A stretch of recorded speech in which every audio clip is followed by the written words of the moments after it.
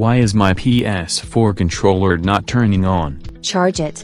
It glows orange when it is charging. Some people consider that yellow. All you know is that it has way more color than when it is white and blinking while the battery is dying. That's how you know it needs to be charged.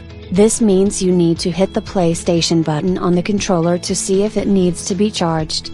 That advice doesn't help me if the thing doesn't work. If no lights come on, the solution is to charge it.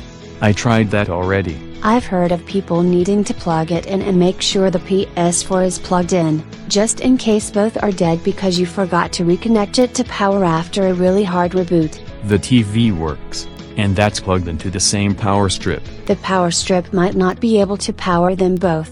I don't think it is because the PlayStation 4 has no power. You can still turn on the PS4 to make sure it works, then connect the controller while the PlayStation 4 is up and on, so it can charge the controller. Next you'll tell me to reboot it, just to be sure. If the controller won't charge and won't turn on, the better choice is to push the hole behind L2 to reset it. That's how you reboot the controller.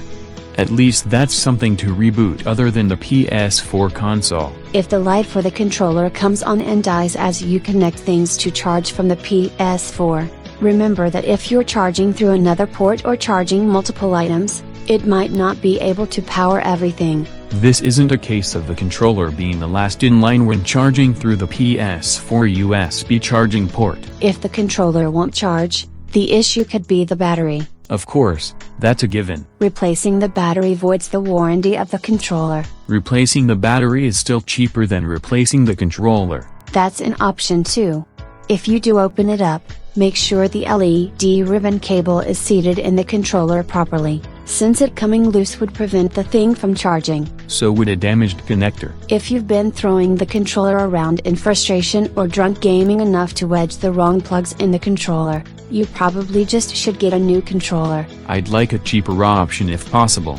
Try plugging the controller into the console with a USB connection, turn on PS4 and let the controller resync, then unplug the USB and see if you can use it normally. That would mean it simply couldn't sync up and work.